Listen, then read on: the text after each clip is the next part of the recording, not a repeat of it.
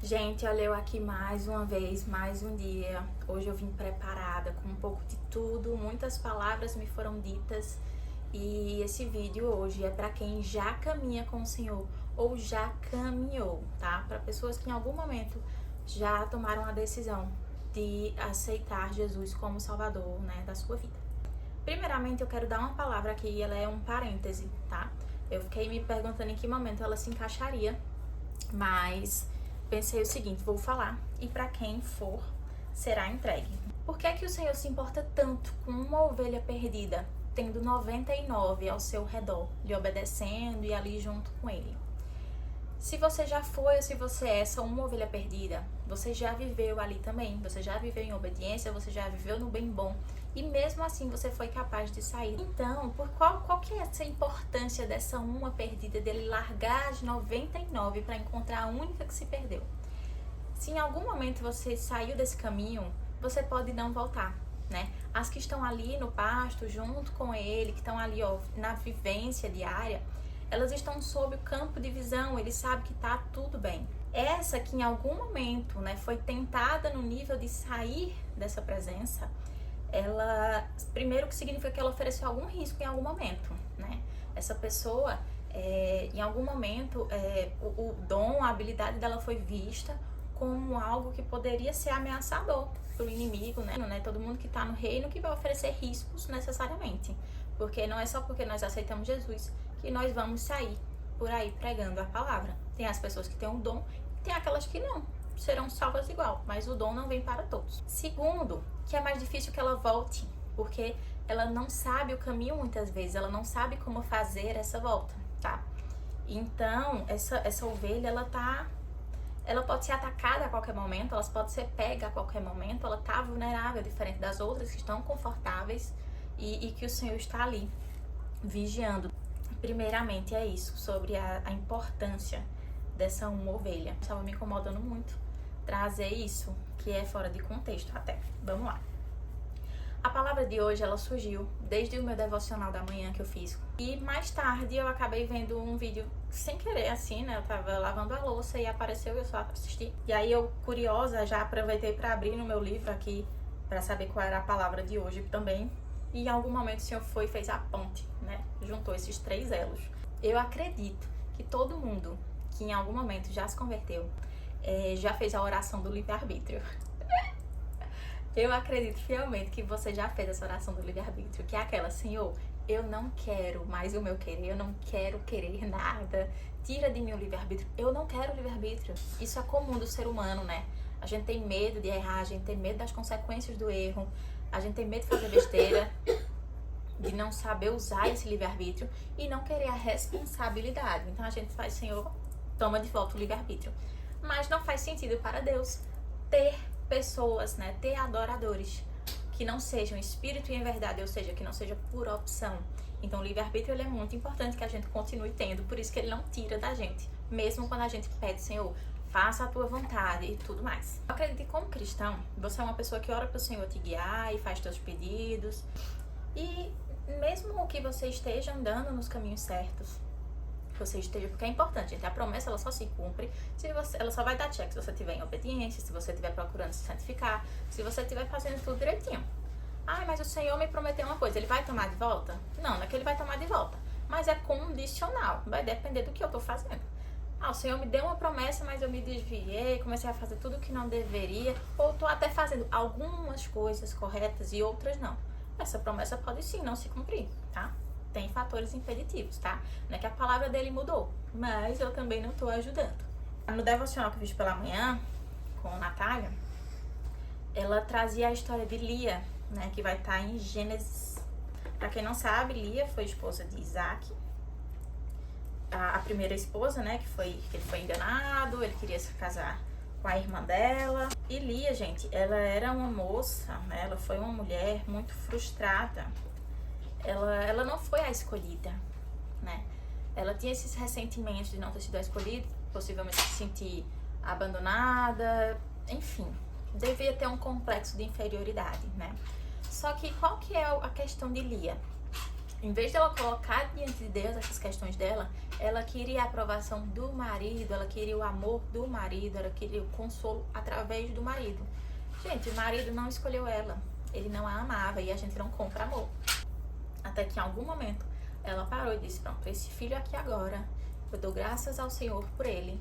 E aí sim as coisas mudaram. Não que o Senhor tenha feito ela passar a ser amada pelo marido, mas ajudou ela a descansar.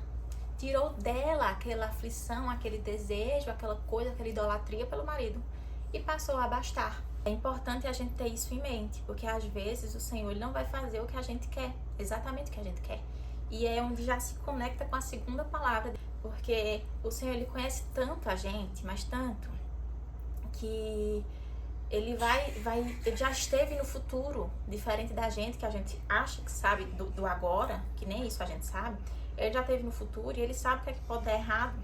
Então, muito possivelmente, se ele tivesse dado o amor do marido a Lia, ela nunca teria buscado o Senhor verdadeiro, ela nunca teria entregue de verdade, e essa idolatria poderia até aumentar. O marido poderia passar a ser o centro da vida dela e ela esquecer do Senhor. E tudo que vai tomar, gente, o trono dele, ele vai tirar mesmo, tá? Por que é que o Senhor vai fazer isso? Por amor? Sim. Mas, né, em 1 Coríntios, Paulo vai dizer, 6,19.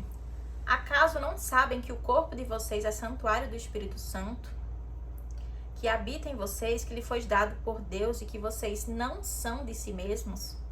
Vocês foram comprados por alto preço. É uma passagem aqui que fala sobre casamentos e imoralidade, enfim. Mas é importante para ressaltar isso. Somos dele. Aqueles que quiseram, né, que entregaram a sua vida, somos dele, ok? Você já entregou. Então, sua vida foi comprada. Acabou. Você entregou, você tomou sua decisão, sua vida é dele. E principalmente se você é aquele crente, né? Aquele crente no quesito de pessoa que crê, que pede para que seja feita a vontade dele, para que os caminhos dele, o olhar dele, os planos dele, ele vai fazer. Você está pedindo, você já deu a vida e você está pedindo que ele faça. Então não ache estranho, não ache ruim quando o que você estiver pedindo naquele dia, naquele momento não aconteça. E ele sabe mais do que você, porque diferente de nós, ele já esteve no futuro. Ele sabe que aquilo ali poderia vir a virar. Inclusive, um ótimo exemplo de Pedro, né? De Simão Pedro. Quem era Simão Pedro, né, gente? Eu tava ali na tríplice de Jesus, né? Um dos 3 mais chegados. E negou a Jesus 3 vezes. Ele não chegou e disse, eu nego o Senhor, nananã.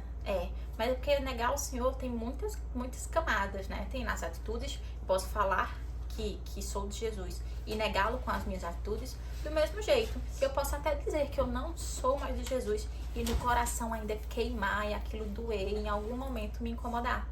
Porque se queima, se arde, é porque ainda tem Espírito Santo dentro, tá, gente? Só pra constar. Se não tá perdido totalmente. Então, se Pedro, que esteve ali, né, habitou, gente, com o próprio Cristo em carne e osso, foi quem ajudou no ministério. Ele tinha certeza sobre ele. Mas não era verdade. Então, assim, Deus sabia que iria acontecer. E o próprio Pedro dizendo que não. Então, é igual a gente. A gente diz, não, mas jamais seria isso assim comigo. Se o Senhor me entregar minha promessa, eu não vou me perder. Se o Senhor entregar minha promessa, é que eu vou ficar firme. Você não sabe. Você não sabe, ele sabe. Vamos aceitar o tempo dele. Vamos aproveitar o tempo, né, em que as coisas não acontecem para sermos melhores, para que isso não venha a ocorrer e que as promessas se cumpram e não se percam. Se o Senhor não fizer de jeito nenhum, vamos orar então por descanso. Por que orar por descanso? Lia descansou. Ela não conseguiu exatamente o que ela queria, mas ela ficou em paz em algum momento. E no fundo, por mais que ela quisesse o amor do marido, eu garanto que ela queria mais ainda paz, né?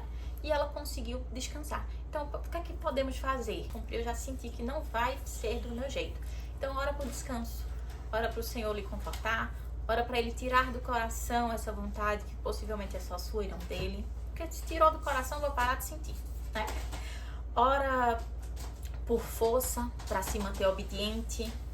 Ora por foco para que não se desvie, né? Importante. Uma passagem que diz, né? Olhem sempre para frente e mantenham o olhar fixo. Não se desvie, né, para a esquerda nem para a direita. Por essas coisas nós devemos orar.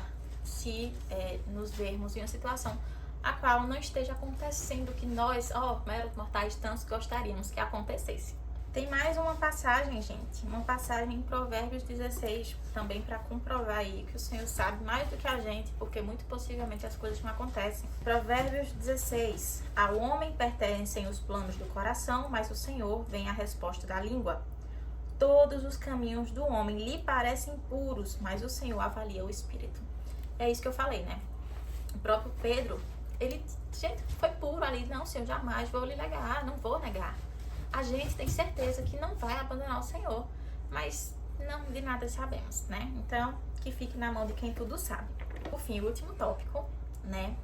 Por que é que tantas coisas dão certo pra todo mundo e pra mim não dá? Porque fulano não faz nada pra Jesus, porque ciclano nem de Jesus e dá certo. Tanto Deus quanto o inimigo, eles sabem o que já deu certo e o que já deu errado.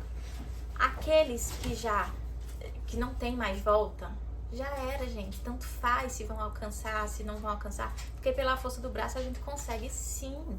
Então essas pessoas, elas vão trabalhar, elas vão fazer de formas lícitas e enfim, vão alcançar, vão ser ricas sim. Talvez para você não aconteça e para essas pessoas aconteçam por isso, porque às vezes, infelizmente para elas, tanto faz. Ou porque essas, o Senhor sabe que no futuro não vão se corromper ou não vão tomar o lugar dele. Então, assim, o que é que você deve fazer? Faz aquele checklist de, eu tô em obediência, eu tô tentando me santificar, eu tenho buscado, eu tô lendo a palavra. Pronto, tá tudo ok? Vou tentar. Se o Senhor estiver comigo, vai dar certo. Onde eu colocar a planta dos meus pés, eu vou prosperar, vai dar certo, vai dar certo. Mas se não for do plano dele, vai dar errado. E não é porque você fez uma coisa errada, mas é porque aquilo ali não é pra você. Naquele momento parece ser, mas futuramente pode ser que não, tá? Finalizando a palavra de hoje, como eu já falei, né? Nós podemos sim mover os céus a nosso favor, tá? Jejum, oração, propósito, enfim. E então, você deseja muito uma coisa, gente, é fé. Fé, fé e fé, tá? O Senhor vê ali, como, né, foi lido em Provérbios, ele avalia o coração de fato, ele avalia o espírito, a essência, mais do que a gente. Então, se tiver em fé, se tiver puro, se tiver em verdade, a fé, ela é um terreno fértil, um terreno muito propício para milagres, para promessas, né? Então, o que é que mais importa é a sua atitude diante do cenário. Depois que o Senhor já olhou para você e disse assim, não, eu não vou fazer isso que você quer, não vai ser assim. A sua atitude diante desse não pode fazer a coisa virar um sim, ou pode continuar ali sem que cumpra a promessa. Então, quando você se vê diante de uma situação que sente que não vai acontecer, a sua atitude é quem vai determinar se realmente vai acontecer ou não.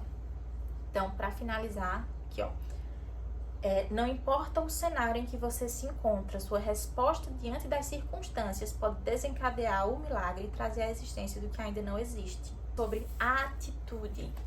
Atitude antes, durante e principalmente a atitude depois. Essa sim é a atitude que nos testa, né? Que vai nos mostrar, que vai mostrar o Senhor se fomos provados, né? Se passamos nessa prova ou não, se nós conseguimos ser aprovados. Então, a palavra de hoje ela foi extensa, né? Mas foram muitos tópicos, foram muitas coisas realmente. É isso. Entregue, recebam. Eu também recebo, porque a palavra ela sempre comunica primeiro pra gente, né? Não adianta. Pra quem vai falar, comunica primeiro, faz a gente refletir primeiro, queima primeiro, arde primeiro, tá? Então, essa é uma palavra pra nós, sempre, né? Porque a palavra do Senhor, ela não muda, mas ela se renova sim. A mesma palavra, em contextos diferentes, ela vai fazer total diferença. Então, até a próxima e fiquem firmes aí na prática da palavra.